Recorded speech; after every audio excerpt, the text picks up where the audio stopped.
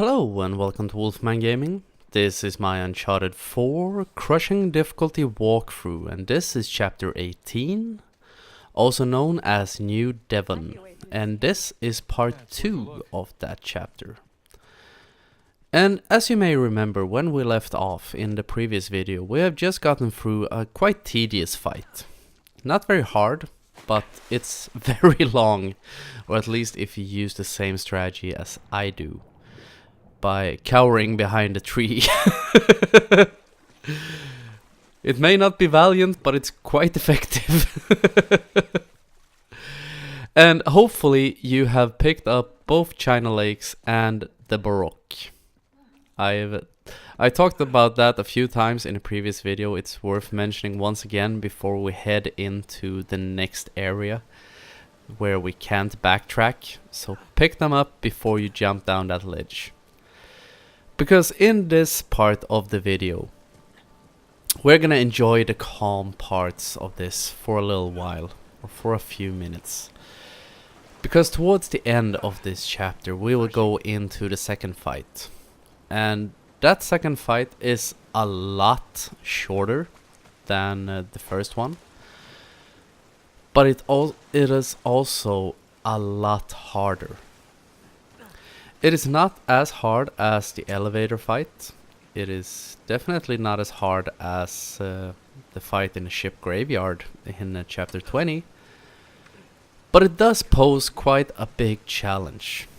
And having the Baroque and the China Lake does put the odds a bit more into your favor. I reviewed this video before, I viewed this video or watched this video prior to narrating this, and I got a bit lucky, or actually I got really unlucky.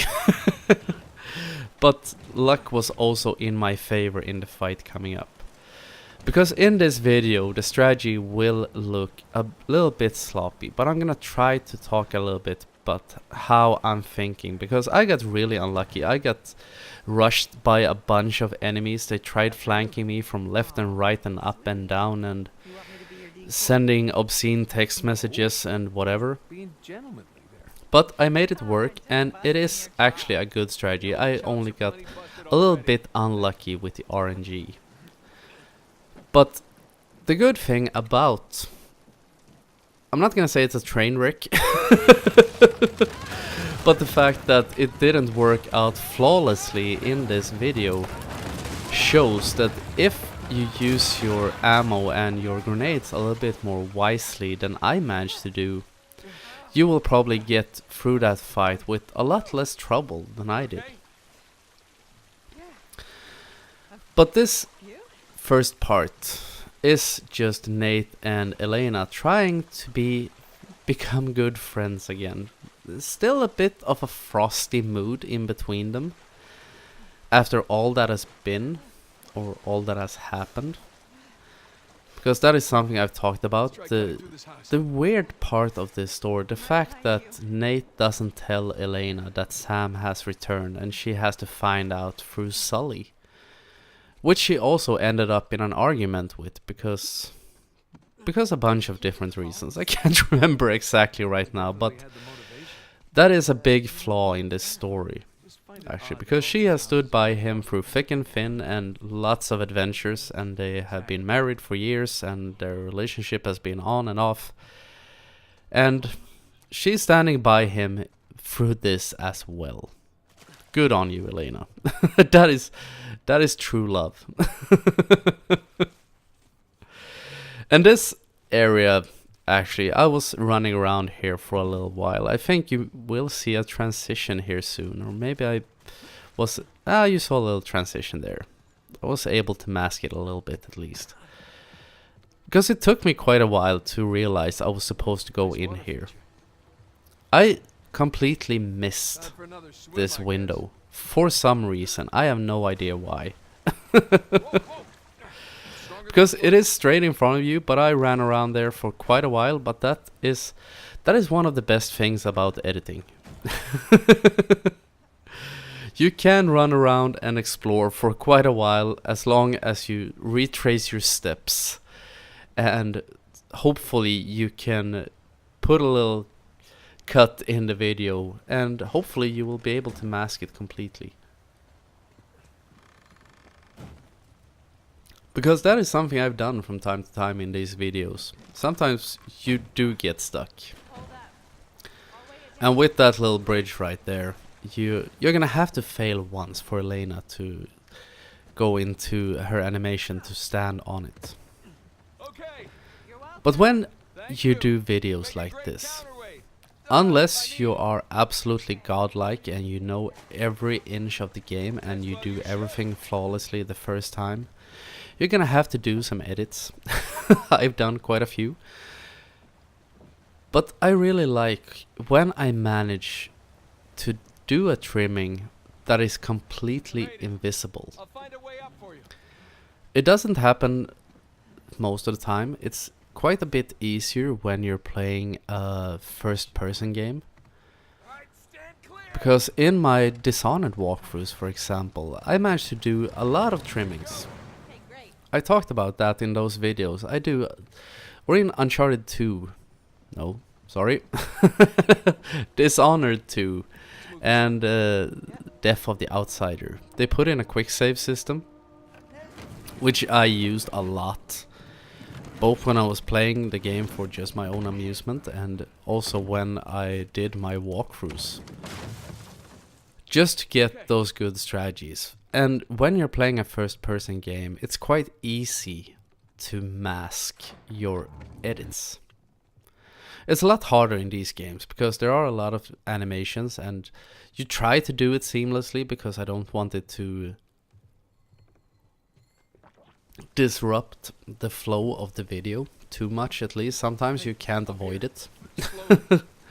But I try my best, at least. And this is also one of those areas, even though it's quite calm, I quite enjoy these short platforming areas. Because they are absolutely beautiful. And when the platforming works and cooperates in these games, it's really fun. It is also subject we've been over a few times. It is more often than not quite uncooperative in this game, which is really sad. I wish they would patch it and make it a bit more fluent, because Nate feels very clumsy at times. And I don't know if it's something they've done on purpose to show that Nate has become older and he isn't as nimble as he was when he was younger.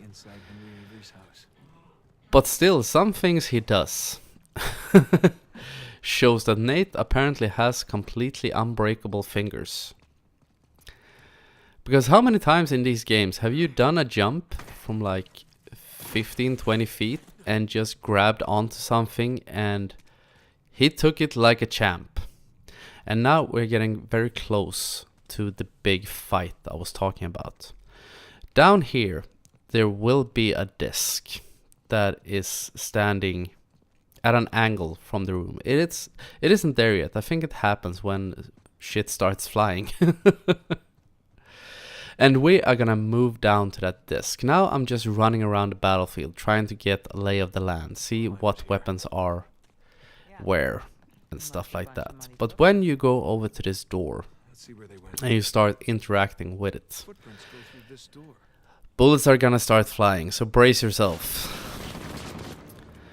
And the first thing you want to do in this fight, an ultra heavy shows up. And I tried to take him out with grenades. I think it takes 3 or 4 grenades to take him out. I throw in 3 of them. It is not enough to kill him, but at least it will soften him up. And as soon as you've thrown those 3 grenades, run down here. And here we have the disc that's at an angle. Standing slightly off from the rest of the room, and this is the position we are gonna defend. I have 6 magnum bullets, I have 6 grenades in my China Lake, and I also have 1 hand grenade. There will be a lot of grenades that you can pick up, but try to use them as well as you can, because there are a lot of enemies rushing your position and you're gonna have to cover both flanks. I didn't quite manage to do that, so you will see me getting rushed from time to time. I managed to see this guy. I managed to beat him to death. Sometimes you can get lucky when enemies get close to you and no one else is around, so I had time to beat the shit out of him. And I will also get grabbed by a heavy. Here we have him, right on cue. But luckily for me, I had my magnum equipped. So I had to waste a few bullets to take him out.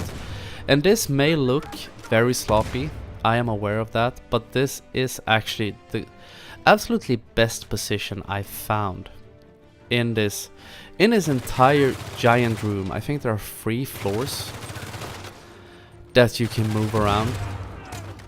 But this, in my opinion, is the easiest way to take on this. Always stay behind this desk. Use your grenades wisely, use your China Lake wisely. And hopefully you'll have a few enemies. The good part about enemies rushing you is that you will have more ammo pickups close to your position. So you don't have to run out and expose yourself for too long. Because now we have one guy with a grenade launcher showing up to the party and one sniper. The grenade launcher isn't as dangerous as a lot of other weapons could be because it doesn't have that big of a blast radius. The biggest problem is that it can knock you out of your cover. Now I'm starting to get desperate. This is pretty sloppy, but Elena came to the rescue like the beast that woman can be at times. And she saved me. So we throw in a grenade over there. I managed to take out 2 guys. Even. Nope, just 1. My bad. But at least it softened up the second one. And now we have still 2 grenades in our China Lake. Here comes a heavy. He has also a China Lake, so we give him 1 grenade back. And this is where it gets scary, people. That heavy with the grenade launcher, he is your priority. Because as I said, most of the times his grenades will not kill you. But probably they will knock you out of cover. And that is where things get dangerous. Because if he knocks you out and one enemy shoots at you, you will probably die because he will put you into critical and that will lead to a lot of trouble. But now we have just 1 guy left. We finish him off with a headshot because why not? When you get the chance to get up close and personal with someone, do it. And there you saw another transition. And that was me running around, once again running around the battlefield, trying to pick up the absolute best weapons I could find. I settled for, can't remember what this gun is called, the M60 or MX6, something like that. It's a gold weapon, has quite a high rate of fire, and I think I picked up a Baroque as well. Can't quite remember because chapter 19, which is coming up after this, is not very long, but it's also one of those chapters that has quite hard fight in it.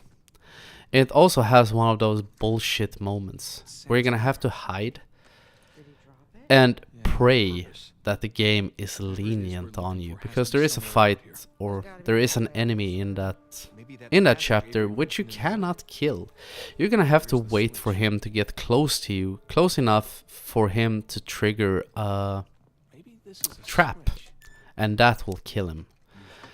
And in my opinion, that's not very good game design, because when you're playing on the highest difficulty, you may run the risk of dying just because his aim is a little too good for the difficulty and he's a bit too slow moving towards the trap.